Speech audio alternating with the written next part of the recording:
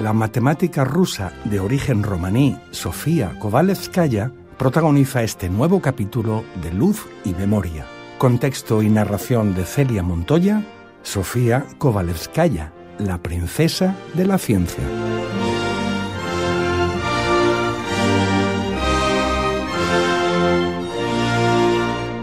Sofía Vasilievna Gorbin-Gruboskaya nació en Moscú el 15 de enero de 1850.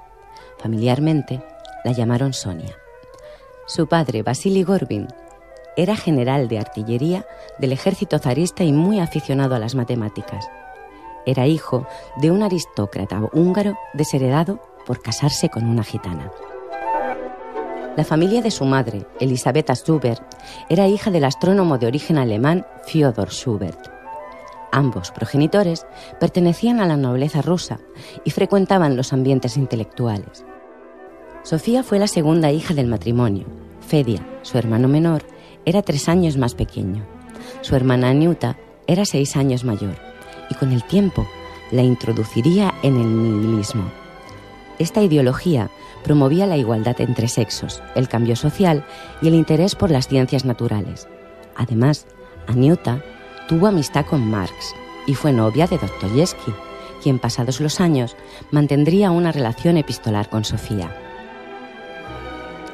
La futura matemática se familiarizó en casa con sus fórmulas.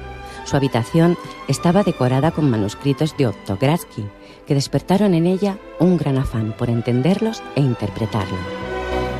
Fue en septiembre de 1868, con 19 años, cuando eligió a un joven de 25 para una boda ficticia, algo que entonces sucedía con relativa frecuencia, dado que la formalidad de un matrimonio permitía a las mujeres rusas estudiar en la universidad. Adoptó entonces el apellido de su marido, con el que habría de ser conocida, si bien con un matiz característico ruso, Kovalevskaya, la mujer de Kovalevsky. Sofía Gorbin se casó contra la voluntad de su padre con el paleontólogo Vladimir Kovalevsky, quien tradujo y editó la obra de Darwin. Ellos se trasladaron a Heidelberg en 1869. La hermana de Sofía también viajaba con ellos. Un marido bastaba entonces para cuidar de 2 damas. Pero Aniuta siguió rumbo a París para cumplir con su destino. Sofía y Vladimir la visitaron y vivieron durante unas semanas la Comuna de París, un paréntesis revolucionario en sus estudios. ¿Qué hizo Sofía durante aquel decenio?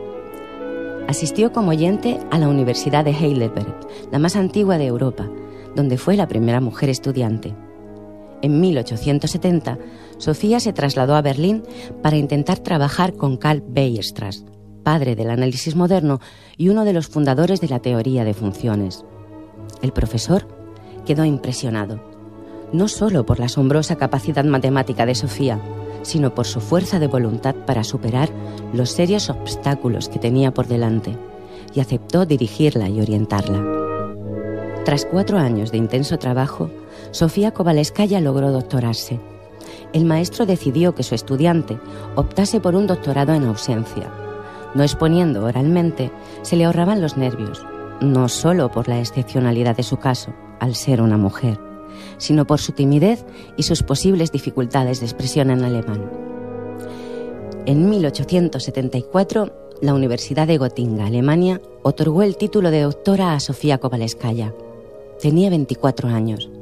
Su tesis se componía de 3 partes, cada una de las cuales habría bastado para defender una tesis ordinaria, es decir, la tesis de un hombre. Una de ellas trataba sobre la forma de los anillos de Saturno. La más importante, aquella que había realmente impresionado a su profesor, enunciaba y demostraba una importante propiedad general sobre las soluciones de una ecuación en derivadas parciales, el teorema de Cauchy-Kovalevskaya, como se conoce en la actualidad.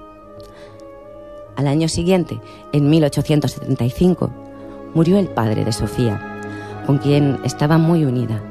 Aquella pérdida la sumió en un estado depresivo. Interrumpió entonces su correspondencia con su mentor. Luego proseguiría con enorme admiración y amistad. Y no bastó ni su título ni su brillantez para obtener un puesto académico en Rusia. se sucedieron fuertes objeciones, especialmente por su ideología. En 1876 conoció al afamado matemático sueco Gösta Mittag-Leffler, alumno también de Weierstrass. A través de él, Sofía entabló buena amistad con su hermana, la escritora Anne Charlotte, con quien formó una sociedad literaria que firmaba con el seudónimo Corbin Leffer. Y Sofía pasó a escribir artículos de prensa, divulgación de avances técnicos y científicos, tales como la iluminación eléctrica, el teléfono o la navegación aeronáutica. Pero también de crítica literaria y de ensayo político y social. Escribió asimismo una novela, Una mujer nihilista, y unas memorias, Una niñez rusa. El primer resultado de esta colaboración fue una obra de teatro, La lucha por la felicidad, que se publicó en 1887.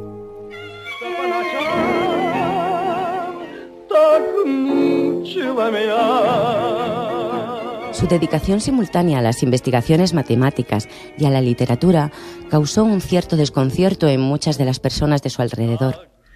En una carta escrita por Sonia, comentaba que no era nada extraño, ya que tanto el poeta como el matemático deben ser capaces de profundizar en la realidad y de esta forma ver lo que los demás no ven. Además, la matemática para ella era la ciencia que exigía más imaginación. En 1881 murió Dostoyevski y fue asesinado el zar Alejandro II. Ese mismo año, Sofía se separó de Vladimir y pasó un tiempo en Berlín y en París, participando en la vida académica.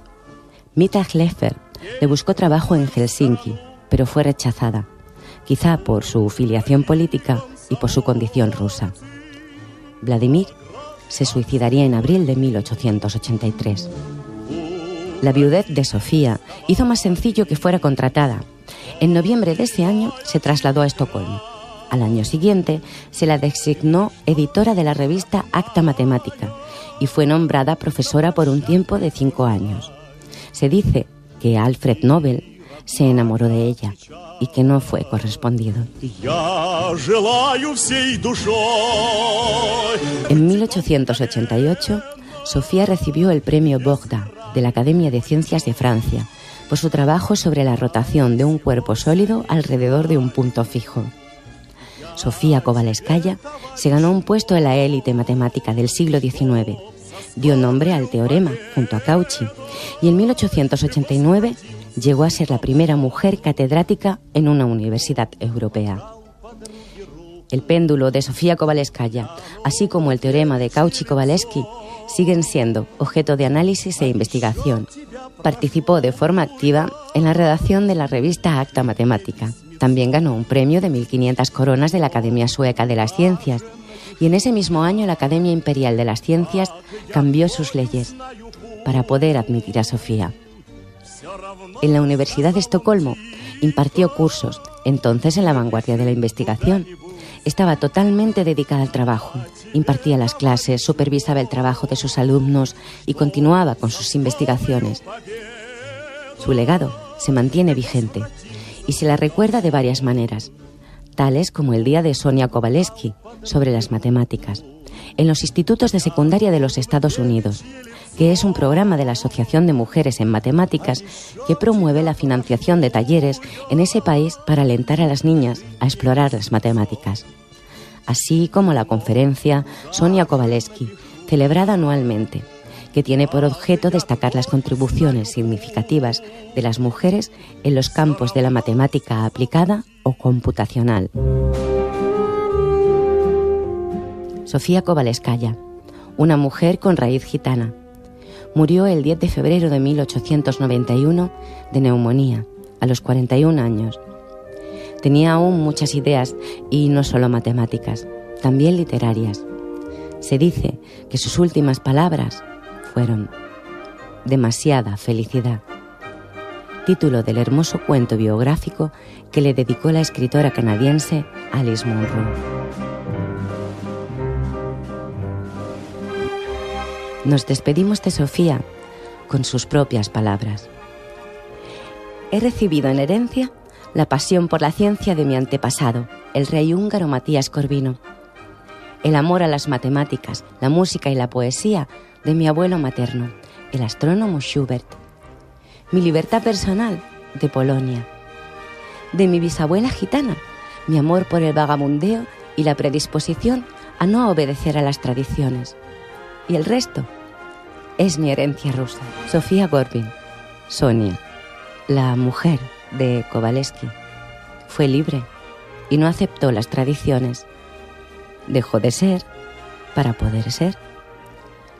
Un cráter de la luna lleva el nombre por el que será recordada: Sofía Kovalevskaya, la que también fue conocida como princesa de la ciencia. Luz y memoria.